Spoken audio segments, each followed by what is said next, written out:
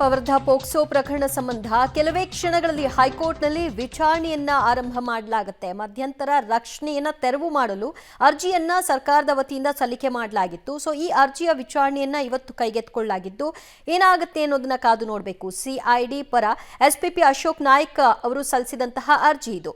BSY ಬಂಧಿಸದಂತೆ ಮಧ್ಯಂತರ ರಕ್ಷಣೆಯನ್ನ high court ಕೊಟ್ಟಿತ್ತು. ಇದನ್ನ ಪ್ರಶ್ನಿಸಿ ತೆರವು ಮಾಡಬೇಕು ಅಂತ ಕೋರಿ ಅರ್ಜಿಯನ್ನ ಹಾಕೊಂಡಿದ್ದಾರೆ.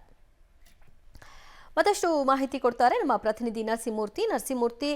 ರಕ್ಷಣೆಯನ್ನ ತೆರವು ಮಾಡಬೇಕು ಅಂತ ಅರ್ಜಿ ಹಾಕಿದ್ದಾರೆ. ಆದರೆ ಹೈಕೋರ್ಟ್ ಯಾವ ಕಾರಣಕ್ಕೆ ಅವ್ರನ್ನ ರಕ್ಷಣೆ ಕೊಡಬೇಕು ಇದರಲ್ಲಿ ಅಂತ ಹೇಳಿದೆ. ಈಗ ಅದಕ್ಕೆ ಪ್ರತಿಯಾಗಿ ಅವ್ರು ಕೊಡ್ತಾ ಇರುವಂತಹ ಉತ್ತರ ಏನು?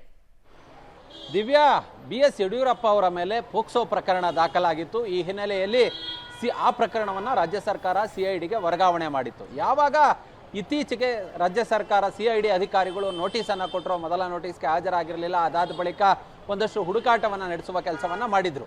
ಹೀಗಾಗಿ ಈ ಸಂದರ್ಭದಲ್ಲಿ ಯಡಿಯೂರಪ್ಪನವರು ಹೈಕೋರ್ಟ್ಗೆ ರಕ್ಷಣೆಗೆ ಅಂತೇಳಿ ಹಾಕೊಂಡಿದ್ರು. ಹೀಗಾಗಿ ಅಂತಿಮ ಆದೇಶ ಬರೋ ತನಕ ಅವ್ರನ್ನ ಬಂಧಿಸಬಾರ್ದು ಅನ್ನೋ ನಿಟ್ಟಿನಲ್ಲಿ ಹೈಕೋರ್ಟ್ ಆದೇಶವನ್ನು ಕೊಟ್ಟಿತ್ತು. ತೀರಾ ಇತ್ತೀಚೆಗೆ ಇವರ ತನಿಖೆ ಏನಿತ್ತು, ಈ ತನಿಖೆಗೆ ತಡೆಯನ್ನು ಹೈಕೋರ್ಟ್ನಿಂದ BSY ಅವರು ಪಡ್ಕೊಂಡಿದ್ರು.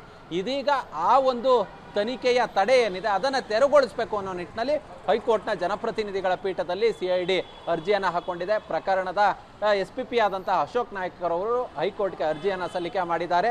ಇನ್ನೇನು ಕೆಲವೇ ಕ್ಷಣಗಳಲ್ಲಿ ಹೈಕೋರ್ಟ್ನ ಜನಪ್ರತಿನಿಧಿಗಳ ಪೀಠದಲ್ಲಿ ಈ ಅರ್ಜಿಯ ವಿಚಾರಣೆ ಸಹ ಬರಲಿದೆ. ಪ್ರಮುಖ ವಿಚಾರ ಏನಂತ ಹೇಳಿದ್ರೆ, ಯಾವಾಗ ಮೂಢ ಅಕ್ರಮದ ವಿರುದ್ಧ ಪ್ರತಿಪಕ್ಷಗಳು ಹೋರಾಟವನ್ನು ನಡೆಸೋದಕ್ಕೆ ಮುಂದಾದವು, ಈ ಸಂದರ್ಭದಲ್ಲಿ ಗೃಹ ಸಚಿವರು ತಾವೇ ಹೇಳಿದ್ರು, ಯಡಿಯೂರಪ್ಪನವರ ಮೇಲಿರ್ತಕ್ಕಂತಹ ಈ ತಡೆ ಏನಿದೆ, ಅದು ಹೈಕೋರ್ಟ್ನ ರಕ್ಷಣೆ ಏನಿದೆ, ಅದನ್ನು ತೆರವುಗೊಳಿಸುವಂತೆ ನಾವು ಕೂಡ ಕಾನೂನು ಹೋರಾಟವನ್ನು ಮಾಡ್ತೀವಿ, ಅವ್ರ ಮೇಲೆ ಪೋಕ್ಸೋ ಪ್ರಕರಣ ದಾಖಲಾಗಿದೆ ಅನ್ನೋ ನಿಟ್ಟಿನಲ್ಲಿ ಮಾತನಾಡಿದ್ರು.